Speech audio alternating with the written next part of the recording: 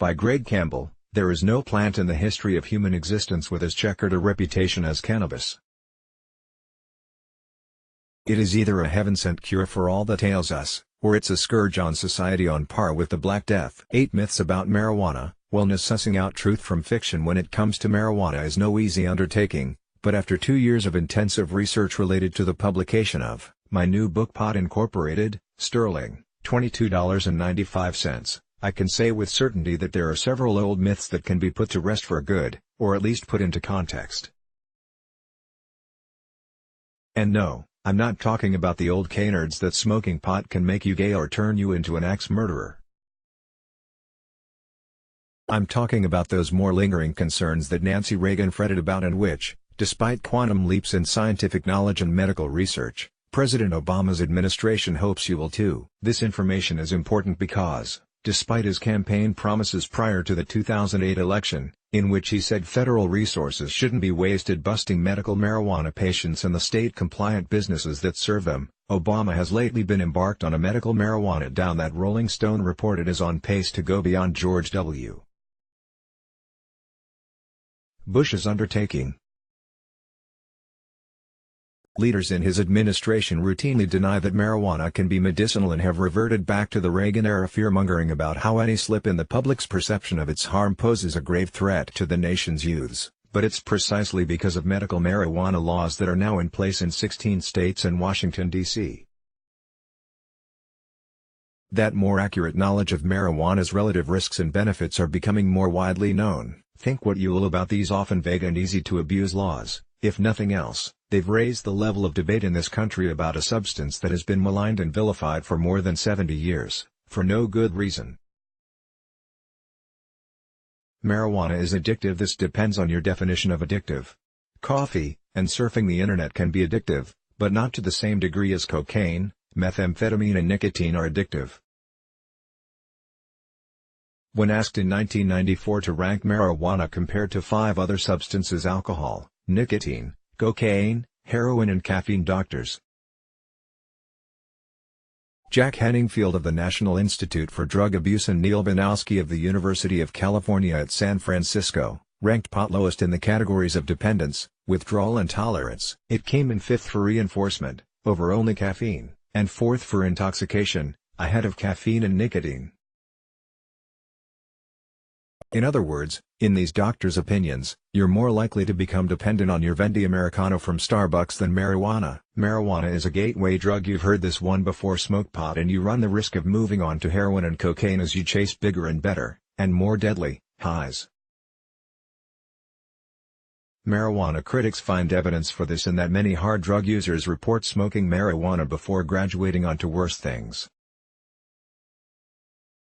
But look at the numbers in reverse. In 2008, some 15.2 million Americans admitted being past-month users of marijuana, but only 1.9 million were past-month cocaine users and only 200,000 past-month users of heroin. In 2010, past-month marijuana use had gone up to 17.4 million, but cocaine use had gone down to 1.5 million, while heroin use was unchanged.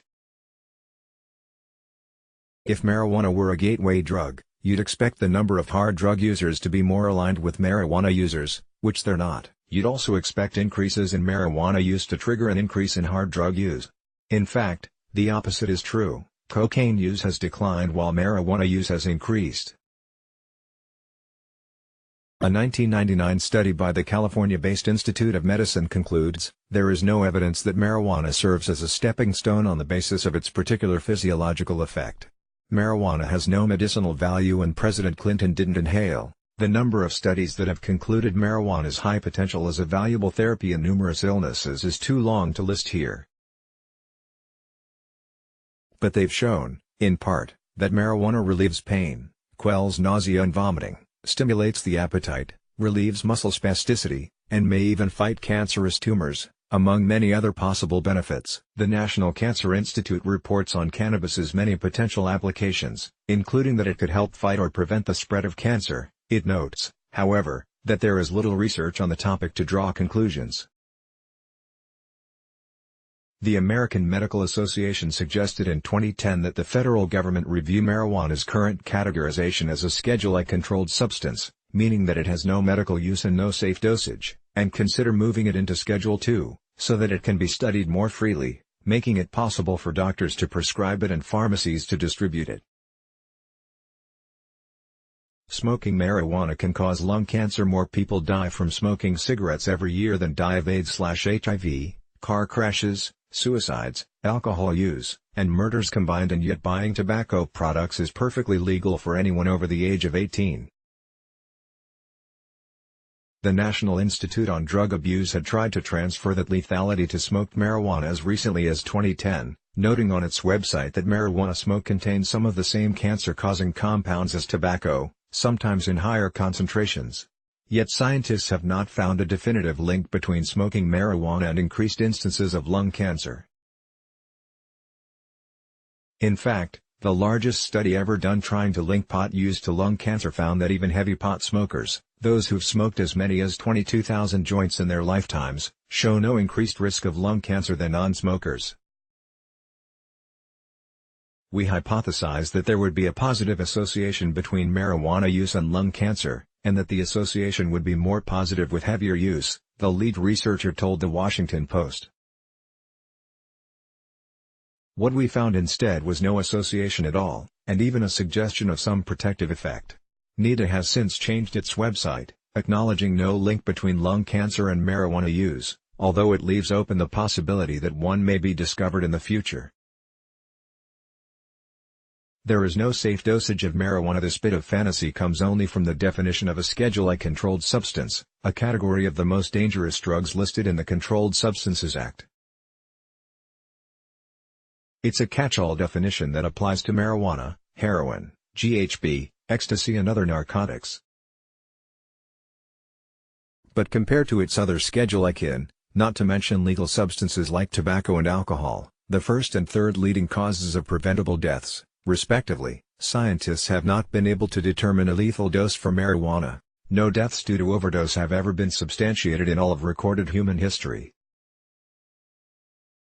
You can suffer a fatal overdose of water or potatoes, but scientists have never been able to kill test animals with marijuana, except by asphyxiating them with pot smoke. It's estimated that to kill yourself with pot, you would need to smoke 1,500 pounds of marijuana in 15 minutes, which is, of course, physically impossible.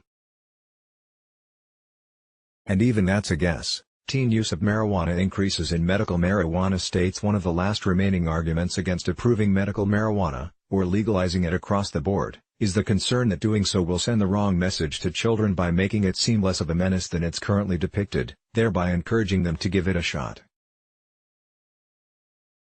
But recent studies suggest that the availability of medical marijuana may actually decrease teen use. Researchers in Rhode Island, a permissive state, compared teen use there to young pot smokers in Massachusetts, which does not have a medical marijuana law, and found no difference in use rates. The findings, which have not yet been peer-reviewed, are supported by an in-depth study of teen pot smoking in all of the medical marijuana states, on behalf of the Marijuana Policy Project by Drive. Mitch Earlywine of the University of Albany. According to its summary, generally, no state with an overall change outside of the confidence interval saw an increase in teens' marijuana use, strongly suggesting that enactment of state medical marijuana laws does not increase teen marijuana use. Hemp is the same as marijuana. Hemp is in the same plant genus as marijuana, Cannabis L, but it is not the same as marijuana. Hemp has a very low concentration of delta-9 tetrahydrocannabinol, or THC, the main ingredient in pot that gets you high.